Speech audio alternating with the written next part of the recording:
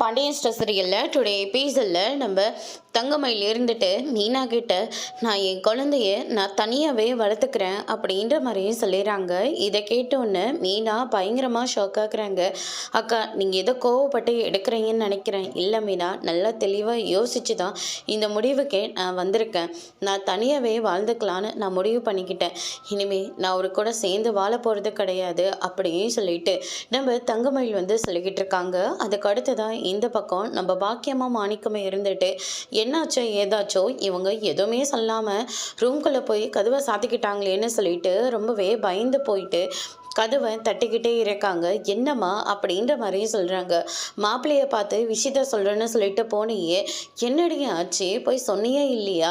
நான் அப்போவே சொன்னேன் நானே கொண்டு போய் விட்டுட்டு வரேன்னு. ஆனால் நீ தான் கேட்காம மாப்பிள்ளைக்கிட்ட உண்மையை சொல்லிட்டு வரேன்னு சொல்லிட்டு போனேன். ஆனால் இப்போ எதுவுமே எங்ககிட்ட சொல்லாமல் ரூம்குள்ளே போயிட்டு கதவை சாத்திக்கிட்ட, என்னாச்சுடி அப்படின்னு சொல்லிட்டு கேட்கவும், மா எதையும் என்னை கேட்காத. நான் அவரை பார்க்கவும் இல்லை, அவர்கிட்ட நான் இந்த விஷயத்த சொல்லவும் இல்லை. நான் இனிமேல் சொல்ல போகிறதும் இல்லை, எதுவுமே கிடையாது. அவரு கூட சேர்ந்து வாழ போகிறதும் இல்லை. நீ என்ன அப்பாவோட உதவியால் தான் எங்கள் ரெண்டு பேத்தையும் வளர்த்தி ஆளாக்கனியா? இல்லை இல்லை, தனியாக தானே நின்று போராடி எங்களை வளர்த்த. அதே மாதிரி தான் நானும் இன்னைக்கு என் பிள்ளைய தனியாக வளர்க்க போகிறேன் அப்படின்ற மாதிரி சொல்கிறாங்க. எப்படி வளர்க்க போகிற தனியாக? அந்த மனுஷன் இல்லாமல், அப்பா இல்லாமல் நீ என்ன குழந்தைய வளர்த்துற முடியுமா? அதெல்லாம் முடியாத காரியம்டி. ஏண்டி சொன்னால் புரிஞ்சுக்க மாட்டேன்ற அப்படின்ற மாதிரி சொல்லிகிட்டு இருக்காங்க. நான் சொல்கிறத தாம்மா நீங்கள் புரிஞ்சுக்க மாட்டேன்றீங்க. இது நாள் வரைக்கும் நீங்கள் சொல்கிறத மட்டும்தானே நான் கேட்டிருக்கேன். இப்போ நான் சொல்கிறத கேட்குறேன். என் வாழ்க்கையை சீர்படுத்துகிறேன், சீர்காழிப்படுத்துகிறேன்னு சொல்லிட்டு என் வாழ்க்கையை நீ நாசம் பண்ண வரைக்கும் போதும். இனிமேலாச்சும் என் வாழ்க்கையை நான் பார்த்துக்கிறேம்மா. எனக்காக போய் நீ புகுந்த வீட்டில் போலீஸ் ஸ்டேஷனுக்கு போகிறேன்னு சொல்கிறதும், அவங்கக்கிட்ட போய் பிரச்சனையை பண்ணுறதும், இந்த வேலையெல்லாம் வேணவே வேண்டாம். இது என்னோட வாழ்க்கை. என் குழந்தைய எப்படி வளர்க்கணுமோ அப்படி நான் வளர்த்துக்கிறேம்மா. உங்களோட யாரோட தயவும் எனக்கு வேண்டாம். இனிமேல் 2 பேரும் சாப்பிட்ற சாப்பாட்டை, அதுக்கான செலவு, தங்குறதுக்கு இடம், அந்த செலவு மொத்தத்தையும் நான் கொடுத்துட்றேன். இதுக்கு மேலே என்னம்மா எதிர்பார்க்குறேன்?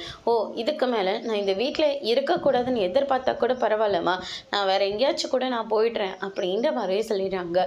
இனிமேலும் நான் அந்த வீட்டோட போய் ஒட்டி உறவார போகிறது கிடையாது அப்படின்ற மாதிரி நம்ம தங்கமயில் தீர்க்கமாக முடிவெடுத்து சொல்கிறாங்க. உனக்கு என்ன பைத்தியமாடி பிடிச்சிருக்கு, இவளுக்கு என்ன பேகி பிடிச்சிருக்காங்க அப்படின்ற மாதிரி சொல்லிக்கிட்டு இருக்காங்க. அதுக்கு அடுத்ததாக மீனா கிட்ட போயிட்டு கேட்குறாங்க. மீனாவும் எதுவுமே நடக்காத மாதிரி அமைதியாக இருக்காங்க. தங்கமயில் இருந்துட்டு மீனா கிட்ட கேட்டாலே சரி, இதே தான் முடிவு இருக்கும். மீனா வாங்கி கொடுத்த வேலை இருக்குது, அதை பத்தலைன்னா சொல்லு, நான் வேறு எங்கேயாவது கூட வேலைக்கு போயிட்டு கை நிறைய சம்பாதிச்சு எடுத்துகிட்டு கொடுக்குறேன். அப்பயாச்சும் நீ சந்தோஷப்படுறியான்னு பார்க்கலாம். ஆனால் இனிமேல் புகுந்த வீட்டுக்கு போ, புகாத வீட்டுக்கு போன்னு சொல்லி என்னை டார்ச்சர் பண்ணாது, விட்டுருமா என் வாழ்க்கையே. சொந்தக்காரங்க சொல்லுவாங்க, அக்கம் பக்கம் இருக்கிறவங்க சொல்லுவாங்கன்னு சொல்லிட்டு என் வாழ்க்கையை நீ நாசமான வரைக்கும் போதுமா அப்படின்ற மாதிரியே சொல்கிறாங்க. இதை கேட்டோன்னே பாக்கியம் பயங்கரமாக ஷாக் ஆகுறாங்க. அதுக்கடுத்து தான் நம்ம மீனா இருந்துட்டு, அக்கா நான் கிளம்புறேன், எது ஒன்று இருந்தாலையும் எனக்கு ஃபோன் பண்ணுங்க, மாத்திரை எழுதி கொடுத்தாங்கல்ல அது எல்லாத்தையும் வேலைக்கு கரெக்டாக போட்டுருங்க. அடிக்கடிக்கு உங்களை நான் பார்ப்பேன். அப்படியே என்னை பார்க்கணுன்னு சொன்னாலே சரி, நான் உங்களை பார்ப்பேன் அப்படின்னு சொல்லிட்டு தங்கமயில்கிட்ட மீனை சொல்கிறாங்க. அங்கேருந்தும் கிளம்பி போகிறாங்க. அதுக்கு அடுத்ததாக தங்கமயில் உள்ளே போனதுக்கப்புறமா நம்ம மீனாவை தேடி ஓடுறாங்க பாக்கியம். என்ன ஆச்சு, மாப்பிள்ளையை பார்த்தா விஷயத்த சொன்னாலும் இல்லையா? சரி, நான் போய் மாப்பிள்ளைகிட்டே கேட்குறேன் அப்படின்ற மாதிரியே சொல்கிறாங்க. நீங்கள் போய் யார்கிட்டையும் கேட்கவும் தேவையில்லை. அக்கா மாமாவை பார்த்து விஷயத்த சொல்லிட்டாங்க. மேலும் அக்காவை காயப்படுத்தாதீங்க அப்படின்ற மாதிரி சொல்லிக்கிட்டு இருக்காங்க.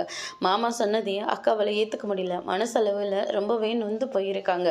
அவங்கக்கிட்ட இன்னும் பேசி அவங்கள நீங்கள் காயப்படுத்தாதீங்க அப்படின்ற மாதிரி சொல்கிறாங்க. என்ன காயப்படுத்துகிறோமா, என்ன சொல்கிற அப்படின்னு சொல்லிட்டு கேட்கவும், அவருக்கு ப்ரெக்னெண்ட்டாக இருக்கனா அக்கா போய் சொன்னதான் சொன்னார். அதுக்கும் மேலே அக்கா வயத்தில் வளர்ந்துட்டுருக்கிற குழந்தைக்கு அவர் அப்பா இல்லைன்னு சொல்கிறாரு. என் பிள்ளைய அவன் இந்த மாதிரியெல்லாம் கேட்பானா, கேட்டு காயப்படுத்துவானா? அவனை நான் என்ன பண்ணுறேன்னு பாரு. இங்கே பாருங்க, அக்காவை நல்லது செய்கிறேன்னு சொல்லி அக்காவோட வாழ்க்கையை நினச்சி எங்கள் வீட்டை பழி வாங்கணும்னு நீங்கள் நினைக்கவே நினைக்காதீங்க. முதல்ல அக்காவுக்கு துணையாக பக்கத்தில் இருங்க, ஆறுதலாக இருங்க. உனக்காக நாங்கள் இருக்கணும், அவங்களுக்கு ஆறுதல் சொல்லுங்கள், அதுவே போதும். தேவையில்லாமல் நீங்களா ஏதாவது ஒன்று பழி வாங்குறேன்னு போயிட்டு அவங்க வாழ்க்கையை நீங்களே நாசம் பண்ணிடாதீங்க. அவங்கள நம்பி இப்போ ஒரு குழந்தையும் வரப்போகுது. தயவு செஞ்சு உங்கள் அவசர புத்தியால் குழந்தையால் எதையும் பண்ணி தொலைக்காதீங்க அப்படின்ற மாதிரி மீனா வந்து அட்வைஸ் பண்ணிட்டு அங்கேருந்து கிளம்புறாங்க. இதை கேட்டோன்னே பாக்கியமும் ரொம்பவே வருத்தப்படுறாங்க. எவ்வளோ தைரியம் இருந்தால் அவன் என் பொண்ணை பற்றி இவ்வளோ தப்பாக பேசுவான் அப்படின்ற மாதிரி ரொம்பவே ஃபீல் பண்ணிக்கிட்டு இருக்காங்க. அதுக்கு அடுத்ததாக வந்து பார்த்திங்கன்னா நம்ம சரவணன் இருந்துட்டு கோவிலில் இருக்காரு. அஞ்சலியும் வராங்க. சரவணா என்னாச்சு, உன் குரலை பார்த்தேன், நானே பயந்து போய் தான் ஓடி வந்தேன், என்னாச்சு, ஏன் நீ இவ்வளோ டென்ஷனாக இருக்க அப்படின்னு சொல்லிட்டு கேட்கவும், நான் இன்னைக்கு மயிலை பார்த்துட்டு வந்தேன். ஓ அப்படியா, அவள் என்ன விஷயம் சொன்ன தெரியுமா, அவள் ப்ரெக்னெண்ட்டாக இருக்காளாம். ஓ நல்ல விஷயம்ப்பா அப்படின்ற மாதிரி சொல்லிக்கிட்டு இருக்காங்க. ஆனால் என்ன, அவள் பொய் தான் சொல்கிறா, அந்த பொய்னால தான் சில வார்த்தைகள்லாம் நான் விட்டுட்டு வந்துட்டேன். என்ன வார்த்தை சொன்னேன், அந்த குழந்தைக்கு நான் அப்பா இல்லைன்னு சொல்லிட்டு வந்துட்டேன். என்ன இது, எந்த பொண்ணும் கேட்கக்கூடாத ஒரு கேள்வியை நீ கேட்டுட்டு வந்திருக்கு. அவங்க மனசு எவ்வளோ தூரம் காயப்பட்டிருக்கோம். அவங்க பொய் சொல்லியிருக்கலாம், ஆனால் இந்த விஷயத்தில் கண்டிப்பாக அவங்க பொய் சொல்லியிருக்க மாட்டாங்க. நீ அவசரப்பட்டுட்ட சரவணா அப்படின்ற மாதிரி அஞ்சலி வந்து சொல்லிக்கிட்டு இருக்காங்க. அதுக்கடுத்து தான் நான் இப்படி பேசுகிறவங்களாம் இல்லை. ஆனால் ஒரு தடவை அவளோட சர்டிஃபிகேட் விஷயத்தில் எனக்கு உண்மை தெரிஞ்சதுனால நான் என்ன பண்ணேன்னு தெரியுமா, அவளை கொண்டு போய் அவளை வீட்டில் விட்டுட்டு வந்தேன். அதுக்கப்புறமா ப்ரெக்னெண்ட்டாக இருக்கணும் பொய் சொல்லிட்டு தான் அவள் இங்கே வந்தா. சரி, அப்போ கூட நான் அவளை நம்பலை. கிட்டெல்லாம் காமிச்சதுக்கப்புறமா தான் நான் அதை நம்பவே ஆரம்பித்தேன். அதுக்கப்புறம் டாக்டர்கிட்ட போய் செக் பண்ணால் இது குழந்தைக்கான அறிகுறியே இல்லைன்னு சொல்லிட்டாங்க. அப்பையும் பொய் சொல்லிட்டு தான் எங்கள் வீட்டுக்குள்ளேயே அவள் வந்தா. இப்பையும் அதே ஒரு பொய் சொல்லி தான் மறுபடியும் வீட்டுக்குள்ளே வர பார்க்குறா.